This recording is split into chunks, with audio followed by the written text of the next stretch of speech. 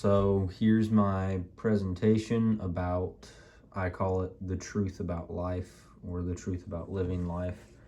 It basically talks about how we should disregard societal standards to a degree and do what makes us happy, because in the end, not much really matters what other people think as long as you're happy. I mean, obviously, there's some exceptions, and I will talk about some of them in here, but let's get started.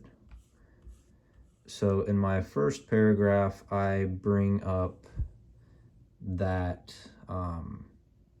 there shouldn't be anybody who can hold you back from being happy and doing the things that you enjoy.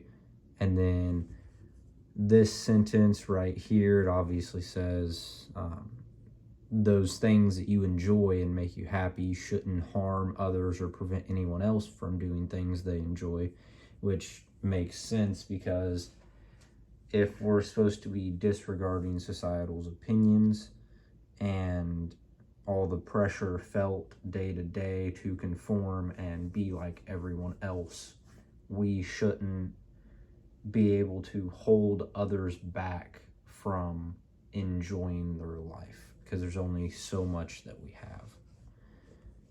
And then my thesis is, does society's opinion actually matter as much as people act like it does? And should we be forced to conform to the what the general populace considers normal?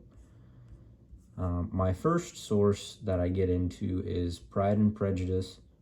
I talk about a problem that women faced back then, which was being expected to marry off as soon as you could to somebody who could provide you with a house, family, and enough to where you can survive. And nobody really wanted to focus on marry who you love, not who you can.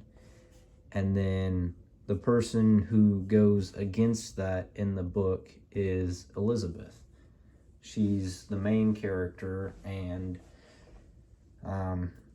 a situation comes along where her mom wants to force her to marry the guy named Mr. Collins, because Mr. Collins is going to inherit the house and the estate if Elizabeth's father dies.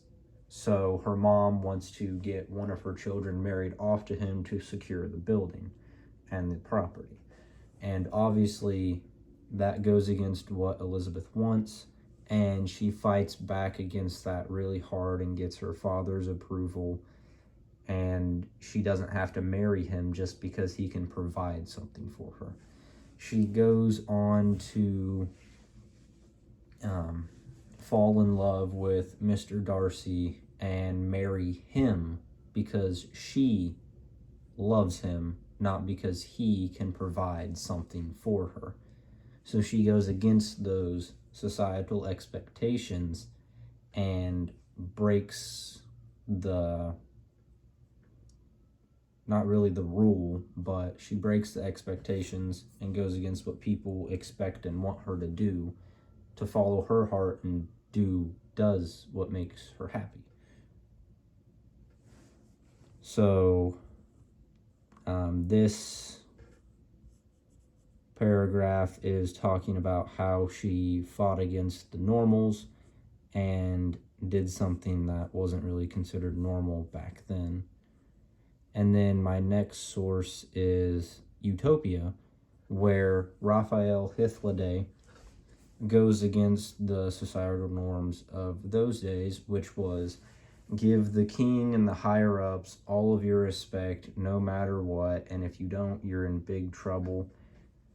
So Hythloday, that is, he's sitting at the dinner table talking to the higher-ups, and they start talking about whatever problems they're having with thieves.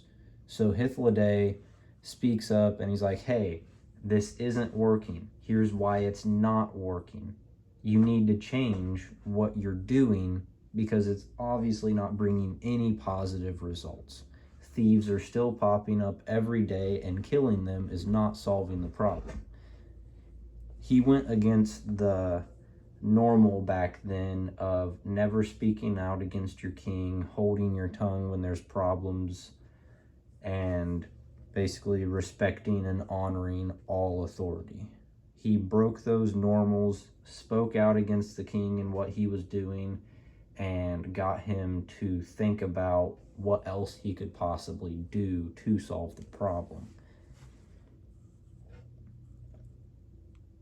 Here is a paragraph that's saying society is a fluid concept because obviously it changes all the time. Like back in the day that Pride and Prejudice was written, which was the late 1700s, early 1800s, women were expected to stay at the house, marry who they could, and just be homebodies, taking care of the children and whatnot, while the men were out there working. And then nowadays, it's more so anybody can work. There aren't really gender roles specified to a marriage nowadays. So men can be the stay-at-home moms, and the women can be the main breadwinners of the house, or whichever way they want to do it.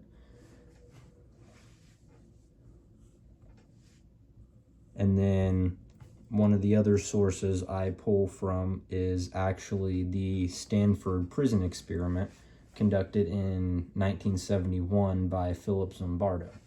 He was an American psychologist, and he ran the experiment out of the basement of the Stanford University Psychology Building. He brought in a bunch of volunteers and ran them through a process, half of them being the prisoners, half of them being the guards.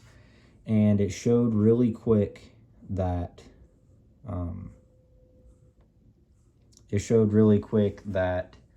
people can feel forced to conform to the roles because the guards became more aggressive and overbearing, and the prisoners became more submissive and scared.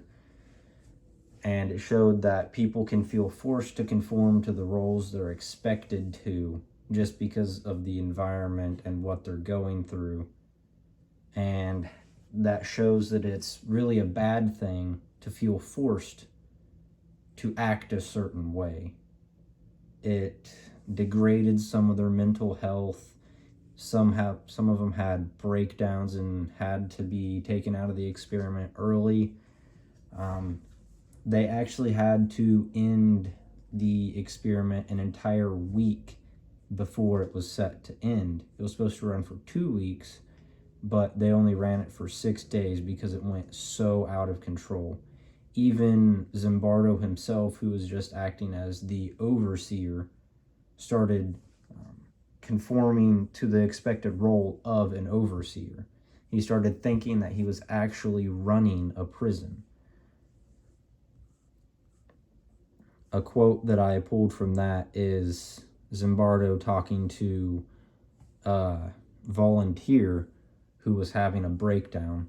He said, "Listen, you are not number 819. You are," the name of the guy, "and my name is Dr. Zimbardo. I am a psychologist, not a prison superintendent. This is not a real person. This is not a real prison. This is just an experiment, and those are students, not prisoners, just like you. Let's go." And then the guy he was talking to just got up and said, "Okay, let's go then." And just like nothing had happened, like he wasn't breaking down or anything. And then that shows that once you realize you don't have to conform to the expected roles that everybody wants you to do, a massive weight can be lifted from your shoulders and you can be a lot happier. And then another thing that I brought in is an example why societal norms can be bad, but people still do them. like back when segregation was a thing. White people, even though some of them may not have hated black people at all, they still conformed to what was expected of them. Push the black people out of the high spots, make them drink from different water fountains, make them ride in the back of the bus, which I think we can all agree the back is the best. It's up to debate, but anyways, that shows that some society normals that we're expected to conform to can actually be damaging to an entire group of people, whether we realize it or not.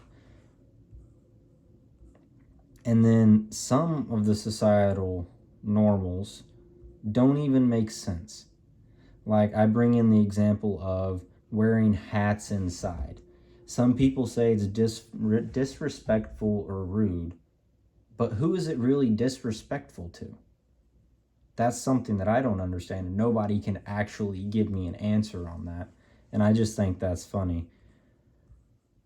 And then